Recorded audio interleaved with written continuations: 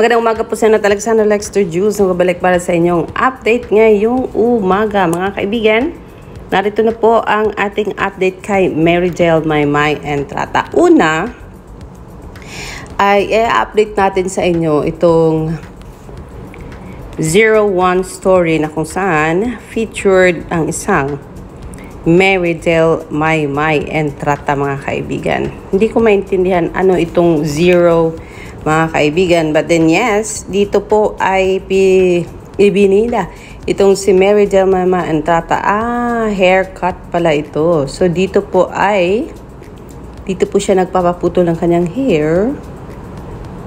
Kaya pala nakitaan ko siyang nagpa-ayos ng hair nung isang araw. Dito pala yan pinapaputol ni Maymay ang kanyang buhok, mga kaibigan. Thank you so much. 01 story. Ayan. Pero yes, hindi tayo matapos dyan kasi meron pa tayong pa-update kay Maymay Entrata. Una ay pangalawa, ang kanyang kapatid na si Ryo ay nakabalik na po sa Japan. Ang sabi nga ng kanyang tita, back to reality na daw sila, back to normal life na. At syempre, bumalik na rin si Ryo since doon siya naka-resident, mga kaibigan, sa Japan. And gusto nating sabihin na kahapon sa day 2 ng SB19 concert ay syempre nakita natin sa listahan na kasama dito si Maymay Entrata sa mga attendees. Ayan, kasama si AC Bonifacio, Vice Ganda, Gary V. Marami pang iba. Jean Garcia was there, Liza Dino and Ice Sigera, mga kaibigan, at marami pang iba. Nantay natin na makitaan natin ng pa-video na nakuhanan si Maymay Entrata, pero hindi natin nakuha po ang update na yan. At kung kaya sabi ko, gusto ko talaga ng video. Pero dahil wala tayong makita, pumunta tayo ngayon sa IG story ni Maymay para makita natin kung may post ba ang si Inday about SB19. At hindi tayo nagkamali dahil pa narito po. Ang sabi ni Maymay dito, world class to. Bye. Walang mag-move on. Salamat sa invite. Official SB19. Ay, na-invite pala si Inday. Kasama niya po dito si Jabian kasi mas nauna pong nag-post si Jabian kahapon, mga kaibigan. Kasama yung photo na may aso na pala silang cutie na cutie at nilalaro ang kanilang yung kaibigan ni Shaggy. Nakalimutan ko pangalan ng kaibigan ni Shaggy na babaeng pusa. Pero yes, mas nauna si Jabian kaysa kay Maymay at narito po ang post ni Inday Marydel.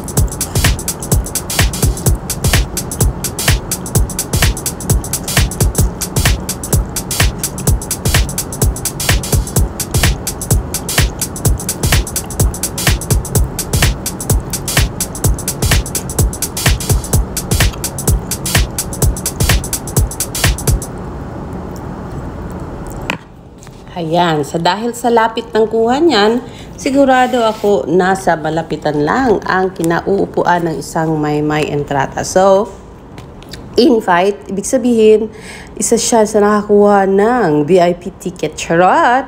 Thank you so much SB19 at na-experience din ni Maymay ang mala world class na konsyerto ninyo kahapon at simulan nung isang araw, o di ba? And dahil dyan, naparami ang ating updates on SB19 sa ating bahay mga kaibigan. Hope at welcome nyo naman ang SB19 sa ating bahay dahilan po sa eto nga. Nabigyan si Maymay ng special invite doon sa kanilang pa-concert. Uy, ano tong post ni Maymay Entrata? Hi, May. From Maymay Fanboy. Ay, namiss nga nila si Maymay. May update ba ang si Maymay Entrata? Jean Garcia is here. Ayan, wala pa pong update. Tignan natin sa Twitter kung may pa-update itong si Inday Maymay. So far, so good. Wala po. Kaya, antayin na lang po natin. Pero ang sabi dito, ano daw kaya ang nire-record ni Maymay Entrata sa ABS-CBN itong recording studio na ito? I'm excited for this. Kasi ito po ang ipinost ni Javier Bilara Berzalona. Nung Sunday po, nung wala po si Maymay sa ASAP live mga kaibigan. Dahil sa absence ni Maymay, ayan, nakita natin itong si Poging Edward na post rito, post doon at ini-enjoy ang ASAP with friends. Habang tumatagal ay naging kamukha na ito ni Edward si daddy niya, Daddy Kevin mga kaibigan. At medyo tumaba si Eduardo ngayon at medyo chubby cheeks na po. Baka sa akin lang, pero parang ganun na rin ang nakikita ko sa mukha ni Edward John Barber po mga kaibigan. So yes, yan po ang latest update on Maymay and Edward sa mga oras na ito mga kaibigan. And we are hoping and praying na makapag-update na rin si Maymay ng more updates sa kanyang Instagram at sa kanyang channel sa Instagram. Dahilan po ay nakabalik na po sa normal life si Maymay Entrata after po na nagbakasyon sa Camiguin. Dahilan sa kanilang ayun nga inilagay sa huling hantungan ang mga abo ng kanyang Mama Lorna. So yes, pakabait na bata. And abangan na lang po natin kung ano ang next update from Maymay since nagre-record siya sa ABS-CBN studio and baka ilabas na rin sa wakas ang kanyang album mga kaibigan. But for now, that is the latest update on Marydel Maymay Entrata from Instagram to Twitter mga kaibigan hanggang sa SB19 concert po. This is Alexandra Lex Jules. Magandang umaga po sa inyong lahat.